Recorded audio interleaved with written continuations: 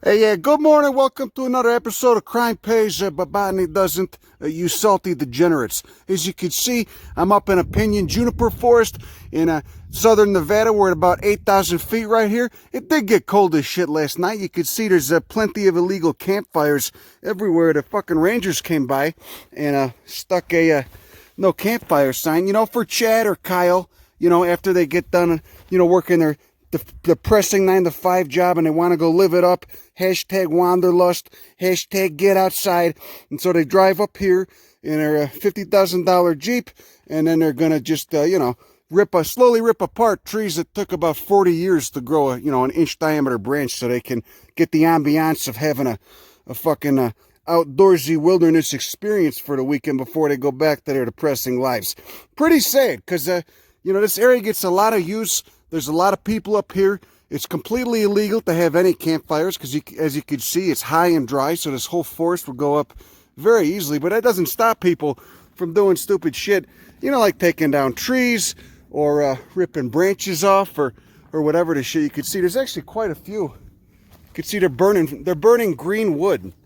Not too fucking smart, not too fucking bright, folks. Okay, but that's what I would expect of the modern American public. You can see they're just ripping. I wonder how that burnt.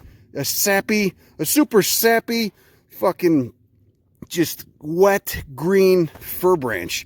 But, that's what fucking, I don't know what to say. I mean, look at some of your fellow citizens. You can see the tools, the machinery they're working with upstairs.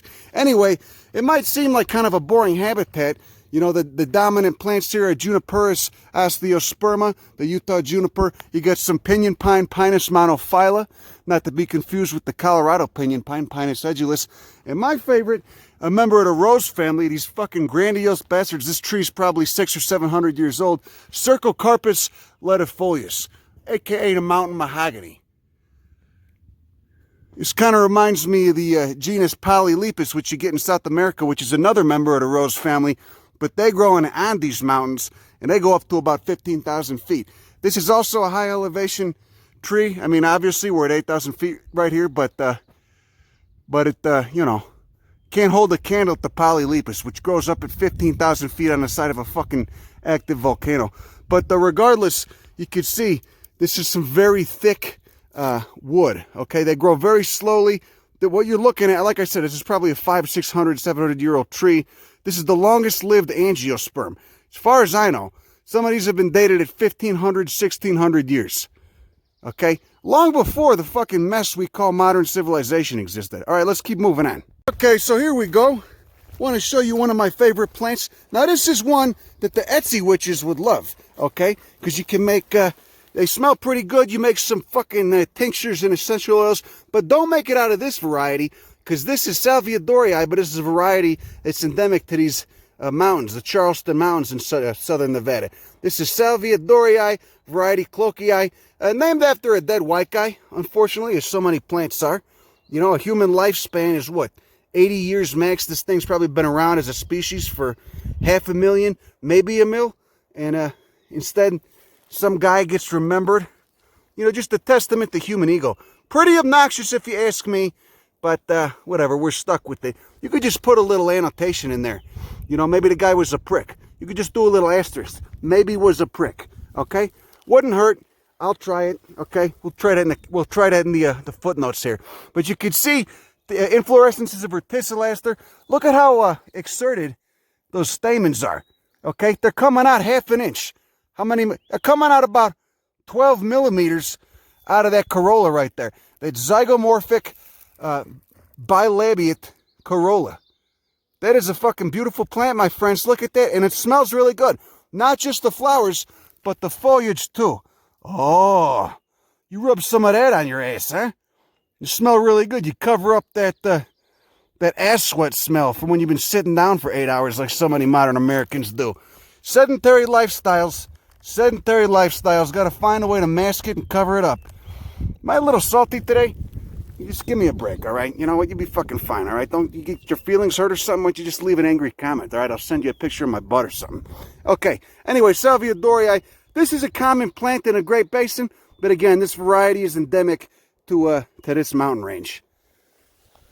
You see all kinds of little Cercocarpus juveniles and what the shit? Ponderosa pine right there. You know, this guy, little yellow sunflower bastard. This is a Hymenopsis cooperi, named after D.B. Cooper, one of my favorite criminals. Famous guy who jumped out of a plane. I'm just kidding. Wasn't named after him. He is one of my favorite criminals, but this plane was not named after him, unfortunately. Though it should be, okay? Because he's far more memorable, probably, than the other guy they named it after. You can see very filamentous foliage. Okay, very narrow, kind of, the foliage is kind of a meh, but, you know, that's what you got to be like when you're growing in a high, dry environment. Look at those ligules, those rays right there. And with any aster, you got to flip that bastard over and look at those filaries, because that's the main diagnostic factor for many of the DYCs, the damn yellow composites. But I would never call him this because he's quite lovely, actually. Ligules are spaced pretty decent, a couple millimeters apart, too.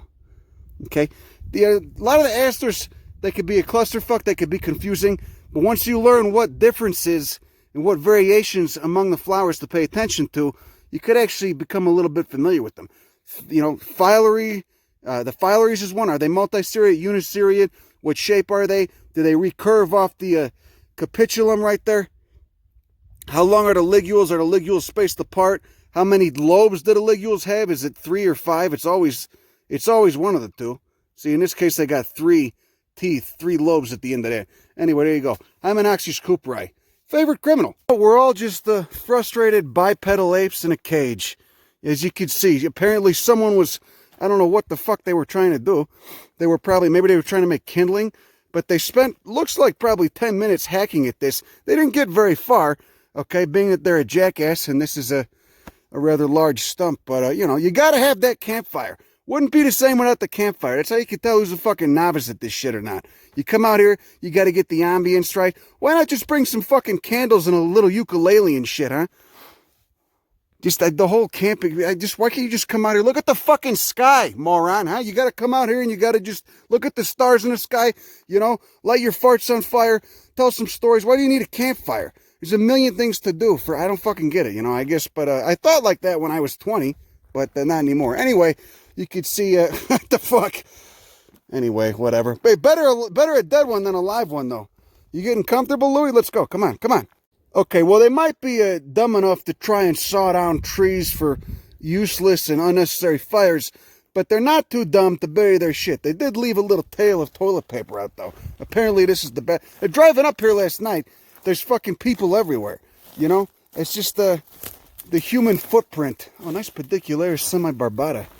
Did this guy flower this year? The herbalists tend to love this too, because you can make potions out of it. But, you know, again, frivolous and unnecessary. But that's for the Etsy witches. Where are the Etsy witches at?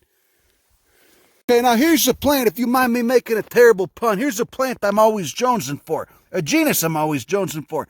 This is Townsendia. And unfortunately, it's already past flower. But you get the idea what's going on. Okay? When it is flowering, you know, these are normally high elevation plants in the Southwest, the genus Townsendia. There's a lot of really cool ones, and you just get these little daisy flowers, but instead of being a boring yellow color, they can be any color from apricot to pink to, I've seen a purple one, and they're always really high up, and they form this little rosette. As you can see, these are done already. You got the pappus right there. That is just a little plumose wind dispersal mechanism on the achene, and here's the seeds right there. Doesn't seem to be too many good ones, though. They're mostly duds. If they're good, they'll be, you know, a darker color and kind of plump. But, anyway, this is Townsendia jonesii. Of course, it wouldn't be the high desert without a species of paintbrush, Castanea. This is Castanea linearifolia. Kind of a, you know, kind of a just, you know, straight to the point name right there. Linear foliage. Anyway, you can see the flowers. Like most, God, Castanea flowers are fucking weird. You know, you got the bracts right there, and then the actual corolla right there, and then sticking out of that. Let's see if we can get up. Yeah, you got the little stigma up top there, and the style and the anthers are kind of enclosed in that little green thing. And you got this little green nodule right down there too, which is pretty distinct. And again, it's a hemiparasite. Photosynthesizes a bit on its own, but it's also stealing from nearby plants, like almost everything in the family Orobanchaceae, either obligate hemi or hollow parasites. Okay, now heading across to this drainage over here, there'll probably be a little bit more in bloom since it's a sunny exposed hillside. Hopefully we're not too late for it. You can see the base rock here, of course, is limestone. And that'd be the, I believe it's about 350 million year old limestone. It's crazy to think this little drainage starts right here and then probably ends up turning into a, you know, rather large and steep canyon further down. And then here we go. Another nice member of the Bristlecone, one of my favorites, the Streptanthus. This is Streptanthus cordatus. Look at the rubbery blue foliage. God damn, the fucking rocks are hot. I'm kneeling on them, burning my ass. Less atmosphere for those ultraviolet rays to go through. And infrared. Anyway, so there you go. Rubbery foliage, clasping foliage. Okay, no petioles to those leaves. Here's the salix. It's just a fancy name for a brassica fruit.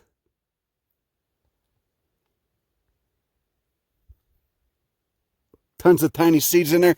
And here's the flowers. They're pretty much done. They're pretty much done over there. Okay, 4 petals, 6 stamens, but you couldn't tell because this guy's fried. There. Oh wait, no, yeah, there you go. There's one going off still. The jewel flowers. Fucking love Streptanthus. And I love this species especially because of that goddamn color. Look at those beautiful, look at that beautiful blue. Okay? Keeping the leaf temperatures down, reflecting ultraviolet light. Okay? Much better color than if this was like a dark green or something. It would just fucking, it just get too hot. Just get too hot and it would fray. Okay, and right here you got the pinyon juniper forest version of an evening primrose. But because it, you know, is an evening primrose, they only fucking bloom at night. It's already done. It's just finishing up. Okay? And again, blooming at night to be pollinated by moths. This is Onothera lavendulifolia. Lavandula, spit that out. There's one. Is this guy getting prepped for? No, something ate him. I thought maybe he was getting prepped for tonight. Getting an early start. Something came through and ate him. This one just finished up. Probably got pollinated. Yep. You see that the inferior ovary down there. Yeah, so that'll mature, I don't know, probably in a week. Maybe 2 weeks. There'll be a bunch of tiny seeds inside. And it'll go about, you know, seeding the next generation. But what was most distinct to me about this fucker when I saw him last night, and they were going off last night, they looked good last night, was that those tiny leaves. High and dry has been the filter, the evolutionary filter, to filter out everything that didn't have tiny leaves. Tiny blue leaves covered in the slightest indumentum of tiny hairs. Variations on a theme. Yeah. The lighting's pretty good. Just looks like, you know, because of the trees, the shade, it looks like we got a little spotlight on this plant I wanted to show you. Hymenopappus filifolius. Okay? And this is in the DYC department, the damn yellow composite. But check out those goddamn styles. Prominently poking out of that those corollas. Each individual corolla. What do the phyllaries look like? Oh, they're fuzzy. Uniceria, one series of phyllaries, looking like little shields that kind of peel back. They're papery. And the corollas, of course, you got those styles poking out. All sunflowers mature from the outside in. That is their centripetal maturation. Wonder if the ants pollinate that, if they're just looking for aphids to farm. Who knows? Aphids or mites. So the inner corollas, those inner florets, if not they're still in the male phase, you know, just looking like a little rod pushing the pollen out. Secondary pollen presentation, hashtag. And then the ones on the outside, the styles have opened a little bit. Those are in the female phase. They're receiving pollen. And of course, again, we have that filamentous, dainty fucking foliage. Okay, not a lot of surface area, so it doesn't get fried in the sun, doesn't dry out, and of course, it's covered in those tiny hairs. Tiny hairs and glands and what the shit. Maybe a little bit of exudate and cuticle wax or whatever fuck. You know? I love desert plants. I love them far more than plants from humid environments that get summer rain. Because there's just so much evolutionary adaptation to observe in these goddamn things. Oh, yeah, and then speaking of evolutionary adaptation for desert plants, look at this fucking guy, okay? This is a tiny one, Abronia nana. Okay, this is the bougainvillea family. You ever see, maybe your granny's got some bougainvillea, planted in her yard, okay? It is one of the 29 horticultural atrocities listed in the state of California. It's not invasive, it's just kind of annoying and overplanted, but I still like me a boog every now and then. Looks like this guy bloomed at night too, because those flowers are closing up. Just was looking at this guy an hour ago, and those flowers were open, those corollas were open, but now they're closed up. Again, the whole Nyctag family, I don't believe any species in the Nyctaginaceae, the 4 o'clock family, the bougainvillea family, has petals. They're just petaloid sepals. And then you got that involucre down there. Basically just involucres, again, just a cup that holds a bunch of flowers. And involucres normally have bracts on them. And you can see the bracts right there. Look at that foliage, spatulate. Again, blue, covered in little hairs, trichomes, and waxes and shit. Growing on the limestone. Some of it metamorphosed. Found some nice marble yesterday. And again, marble's just metamorphosed, i.e. cooked calcium carbonate. Fucking love this plant. Look, there's a little one right there, so it looks like he reseeded himself over the winter.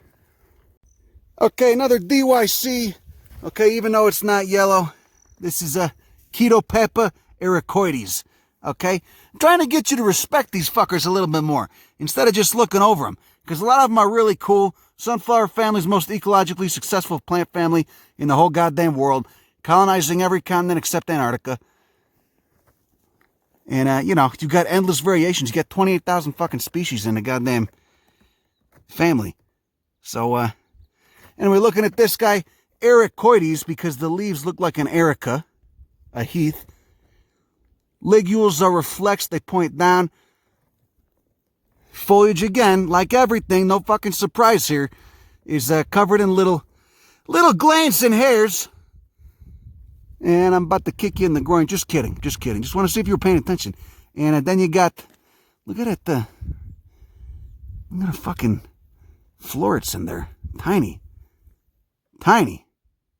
Get a little jeweler's loop for $10 and have a blast, Maybe eat some acid beforehand and get up close and look at those.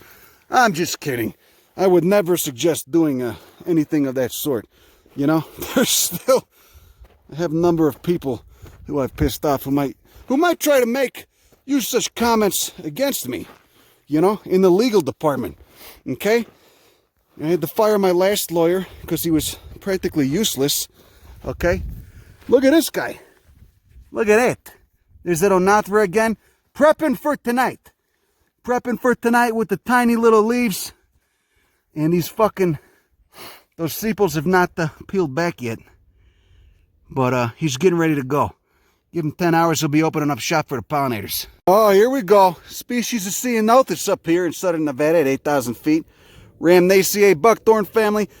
Those are the fruits right there. And they'll be getting ready to violently dehiss at any moment now. Just snap, crackle, pop. As they dry out, they'll be shooting their little seeds everywhere. Ejaculating. Could you say that? I guess you could say that. Is that going to get me banned? There's the flowers. Tiny little flowers. And very waxy leaves. Uh-oh, DYC department. Okay, somebody call it in. Where's Karen? We got another one right here. Look at that. Look at the fucking teeth on those. Almost filamentous teeth on this damn yellow composite. Discoid flowers, no ligules, no daisy rays. Multi-seriate phyllaries. Okay? That's just a cute little fuck. Looks kind of mean. Cute and mean. It seems I've dated too many women like that. Anyway, moving right along. Y'all, what do you think on the word Karen? Isn't it nice? Everybody knows a Karen. You know that lady. It's so perfect. Okay, there's fucking 9 million Karens out there, and they're all equally terrible. I've been traumatized by them since I was 9 years old. Oh, yeah, look at this juniper. How do you think this is, huh? Given that the growing season up here is only about 4 months long, and they grow slow as fuck anyway, I'm going to venture out to guess this guy's probably 700, 800 years old, at least, though they can live much longer. He hasn't been mauled by any of the Chads and Kyles that come up here to camp, okay? Because you could burn this really easily. Make a nice nest out of it, nice little cinder nest. I got sent to a program for fucked up kids when I was like 12, and they taught us how to, you know, wood and bow, fucking make a fire with your hands. You know, this is in the age before cell phones. It was really nice. And when you were out there, you were really out there. It's not like now where, you know, 90% of the places you go in this country now, doesn't matter how far in a cut they are, they all got cell service. Okay, you can never get lost. How do you think Chad and Kyle get out here in the first place? And maybe even Karen. Does Karen come out here? Now over here, I want to show you the jewel of today's little walk, today's little gallop, okay?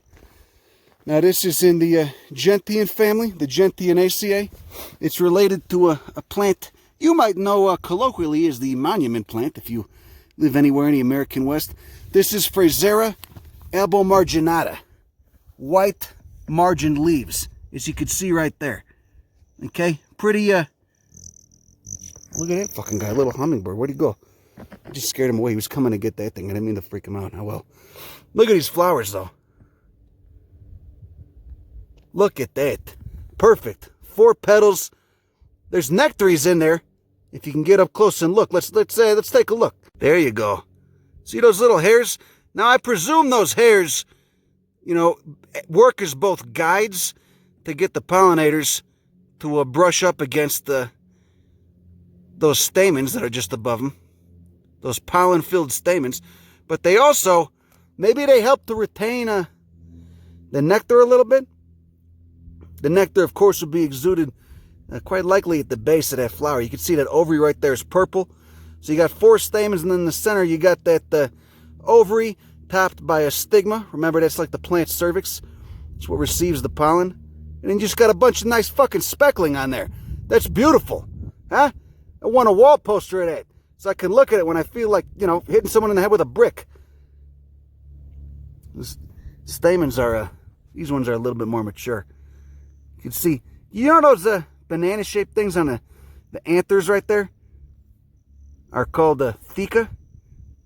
Touchmytheca.com. And that trembling is just the wind since I'm zoomed in. That's not the 3 cups of coffee I had today. Beautiful fucking plant. And of course, does not disappoint with that foliage either. Undulating margins, undulating white margins.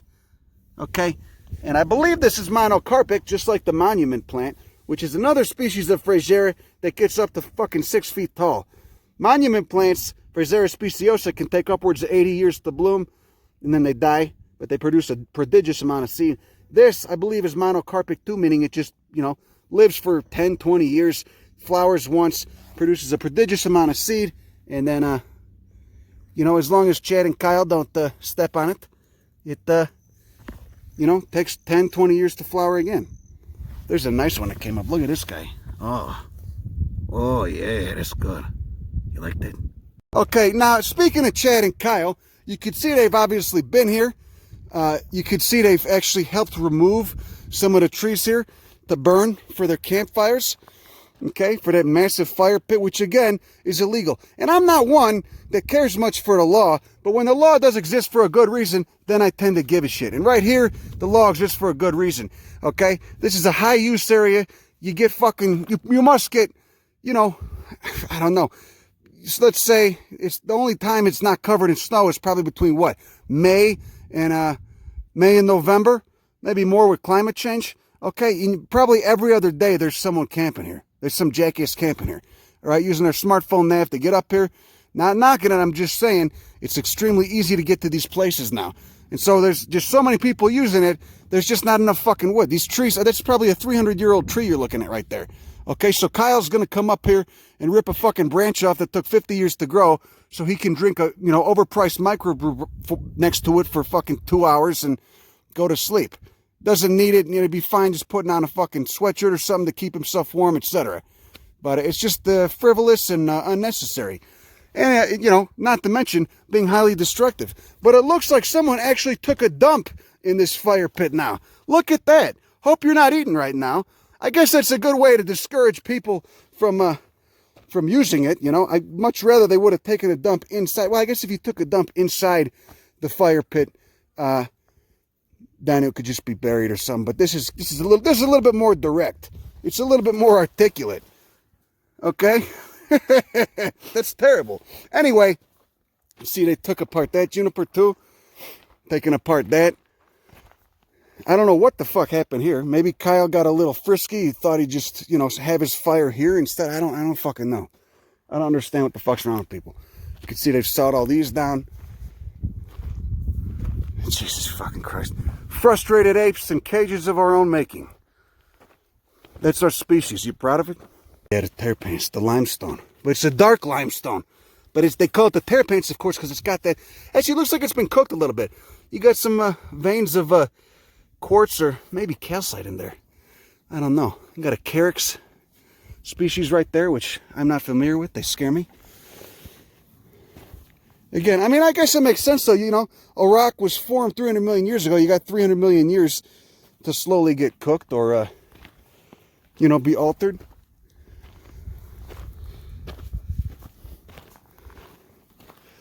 I'm surprised Kyle didn't want to take his truck up here and pose it, Take a picture of it.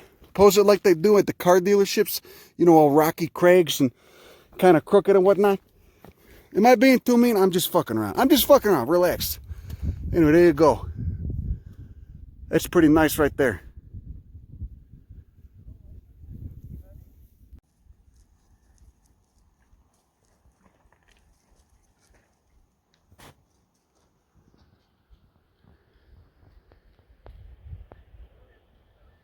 Okay, here we go. Another dainty member. Actually, not so dainty. They get kind of big. Another member of the rose family, Rosaceae. You can see multiple stamens, 5 white petals. What the shit? And this is Persia stansberryana. The foliage on this actually smells pretty good. If you flip it over, you can see that little, this little white, it's a little bit like white stomatal wax. The wax. The wax over there. I had to get my truck sprayed down in Tonopah yesterday. And they had the wax option, okay? With the pressure washer and shit. I don't know why to fucking tell you that. Anyway, and right here we got Escobaria vivipara. About the flower when it, you can't see it right now. It just kind of blends in with the limestone and shit. Thanks to all those spines. Those white spines, just the thick armor of white spines. Which not only, prevent things from eating it, but also keep those epidermal temperatures down in the stem. Remember, cacti are just enlarged stems. But when this guy goes off, it'll be a big pink flower. Okay, and then he's fucking noticeable. And it's a pretty incredible thing to see. Because it's so easy to just blend in with the rock right there. Thankfully, Kyle hasn't stepped on him yet. Am I being too mean to Kyle? I don't want to shit on him. I just want him to think about his behavior a little bit. That's all. Quit being such a jackass. Quit being so selfish. Think about his effects on the larger world around him. Is that too much to ask? Nice Euphorbia fendleri, poinsettia family right there. Nice color on that guy too. How about that? Okay, so looking across at those that little limestone dome over there and the ridges, you can see there's bristlecone pines up there. But they don't have that twisted and gnarled look like they do at the much higher elevations. Here they just kind of grow as a normal forest tree. Anyway, I want to show you this plant, another member of the Rosaceae, and it's another member of the genus Cercocarpus. This is Cercocarpus intricatus. And again, not too showy of leaves right there. Just fascicled little bastards. But again, they've got those plumose little feathery seeds, feathery achenes. Then over here you got another species of paintbrush. You would not be faulted for just thinking they all look the same. I mean, they do. There's not a lot of variation, at least among the red ones. In case the but look at the leaves. This is, obviously it's a a lot different than a linearifolia. Shorter leaves, bunched closer together. And look at the trichomes, just covered in trichomes and glands. Okay, leaves are wider too. And it's a little bit more diminutive, doesn't get as big. Probably parasitizing the cercocarpus roots. What do you smell over there? Huh? Probably a turd? Yeah, you never know. I don't know. My mind just immediately goes to that. After seeing that heinous mess that somebody left at Kyle's fire pit over there. Oh, I'm shocked. Oh, yeah, that's a nice Frasera. Look at that and calm down a little bit. Quell the homicidal thoughts. I'm just so used to these flowers being so much bigger because I'm used to Frasera speciosa, but fucking delectable. Illustrious. You illustrious bastard! Oh.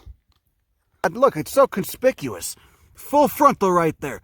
Multiple stamens, multiple pink tepals, a nice net of spines. Keep that tissue from getting too hot. Also keep stuff from eating it. Got a nice castellea next to it too. Wonder if that's parasitizing it. And then you got that stigma in there. Escobaria vivipara. Always a pleasure to see. Always a pleasure to come across. And then up here, traipsing up the limestone a little bit, we got Opuntia polyacantha. Also in full frontal, also in full bloom. This is a pretty widespread species as well. Sometimes you get variants with pink flowers on them. Oh, there's a guy in there. I think I freaked him out. See, these already bloomed. Okay, inferior fruits, inferior ovaries, like all cactus. There's one waiting to go off. And I believe these are technically leaves. These are technically cactus leaves. Okay, you can also see cactus leaves. Cacti do have true leaves. Some of them do, occasionally. Okay, you look at Cylindropunches, some of the choyas. Okay, they've got true leaves for, in the spring when they're coming back to being active. Okay, but they don't look like leaves even then. They're just little succulent green, I don't want to call them nodules. Little succulent green rods that poke like an inch off come out of the areole just above the spine. And there you go, Opuntia polyacantha right there. Yeah, so look at that Opuntia polyacantha flower. Okay, all these beetles are going nuts over it. You can see that green stigma in there. It hasn't opened up yet. But I want to show you something that at least a lot of species in the genus Opuntia do. When a bee crawls in, the stamens actually do this clasping thing where they enclose around the bee. And it's pretty remarkable because, obviously it makes sure that pollen gets stuck to that insect.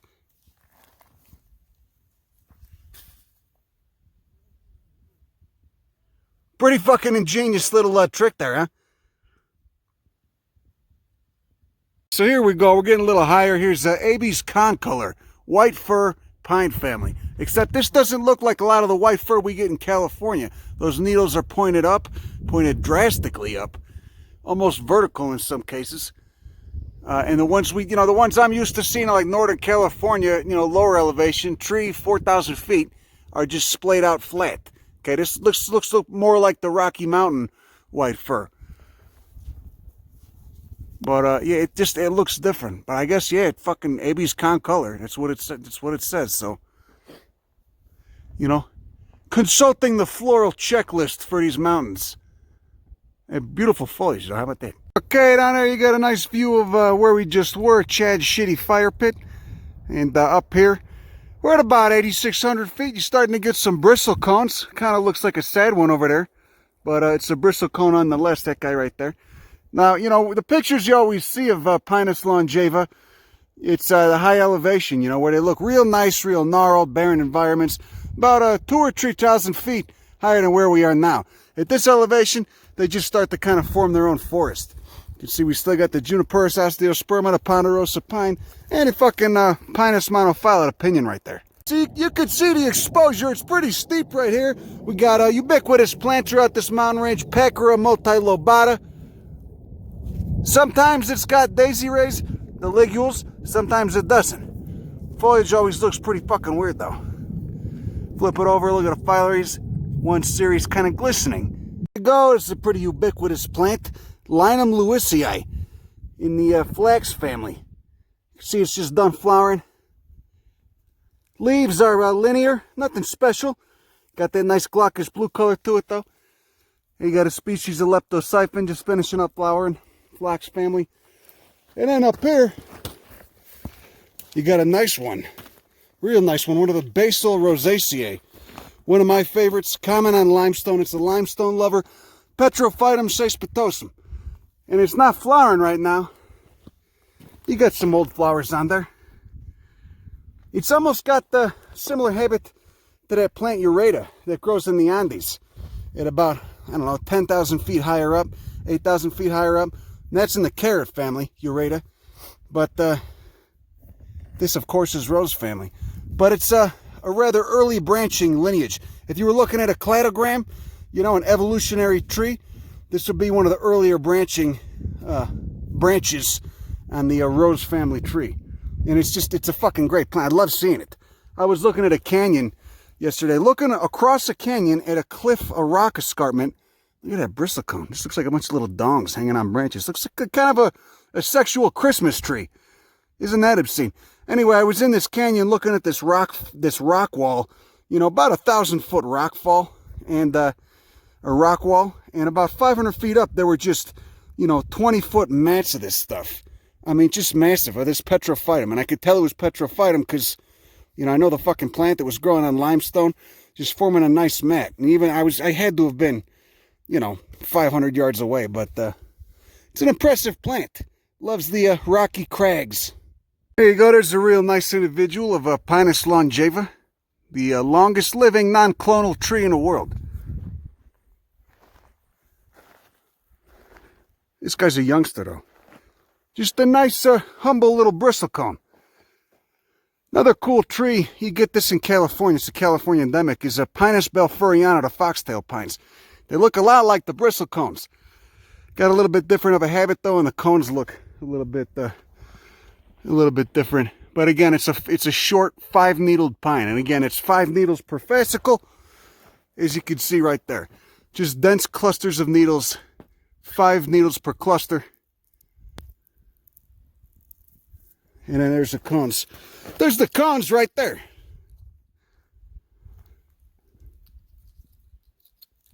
I mean, if you ask me, it doesn't look any more bristly than, you know, than than some of the other. I mean, all pine cones are kind of bristly, you know? Just like me a little bit, just like me.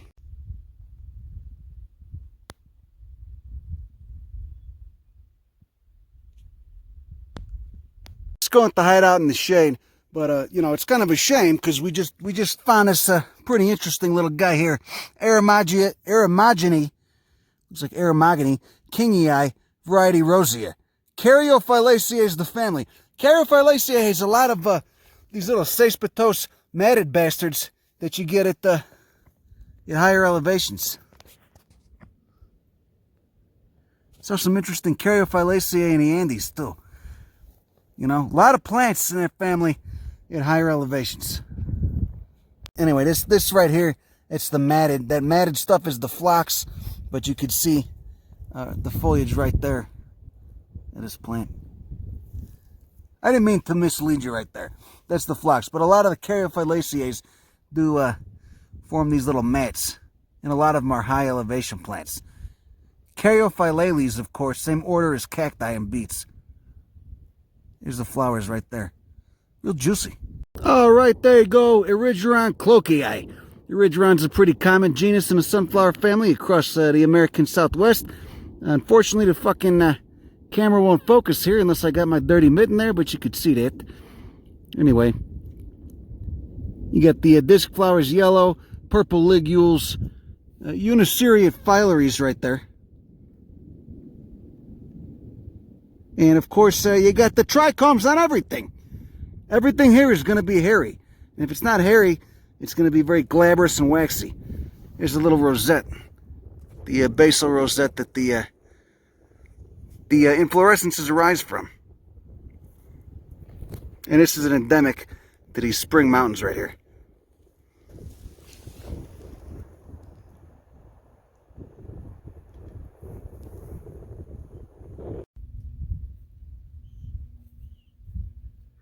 Look, it's just like going up the Stairmaster at the 24-hour fitness. Huh? If I paid you $10, would you lick the floor of the locker room in there? What do you think about that? You go there, everyone's just checking themselves out in the mirror. That's what gyms are, mostly, huh? You could hear the fighter jets overhead. Always very calming, just like Fallujah 2005. Anyway, here's a pretty interesting species. I wasn't expecting to see this. This is Rocky Mountain juniper. You get these, you get them in canyons in Utah, the Rocky Mountains, of course, is the name Rocky Mountain juniper. Juniper scopulorum. The foliage is a little bit more blue. They tend to like more moisture than you would get on a rocky exposed ridge top at about 9,000 feet with bristlecone pines. Pretty interesting. I mean, they need more water. That's why you can see they're not getting too big. All the other junipers have been Juniperus osteosperma. But there you go. It's pretty nice. Pretty interesting. And the smell is distinct. A lot of junipers look alike. You gotta look at the nuances. Just the minute nuances of the foliage and even the smell when you crush the shit up. And then, of course, the berries. And it's that, my friends, is a Rocky Mountain juniper berry right there. Technically I guess you'd call it megastrobili. It's technically a cone, but you get the idea anyway, whatever. Redwood family, Cupressaceae, there you go. Oh yeah, look at this. The Echinocereus triglochidiatus. Okay, and it's doing that thing that the cacti do sometimes, where they use their spines not only to deter herbivory, but to blend in. It's phytocamouflage, I call it. You know? It's reducing the exposure, okay, to the ultraviolet light. And also, you know, I mean, first glance, it just kind of looks like a bunch grass. You get a little bit closer, you could realize it's actually a cactus. Pretty brilliant evolutionary adaptation. But of course, it's just evolution. It's not conscious. It's just repeated trial and error being passed through a filter of different environmental stresses. And out comes the final product, a species perfectly adapted to growing in that fucking environment, however harsh it may be. And it never ceases to amaze me. And then this is really weird. Maple again, Acer glabrum. I seen this the other day when I was up in the Bristlecone forest in the shade. It made sense there. Here on the exposed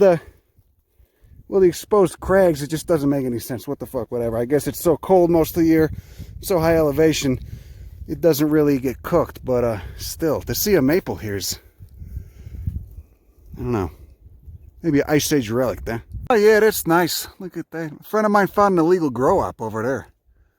You know, just black piping, you know, a bunch of trees cut down all sloppy like, trash everywhere.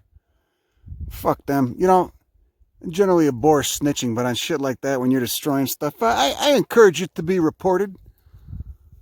Fucking morons.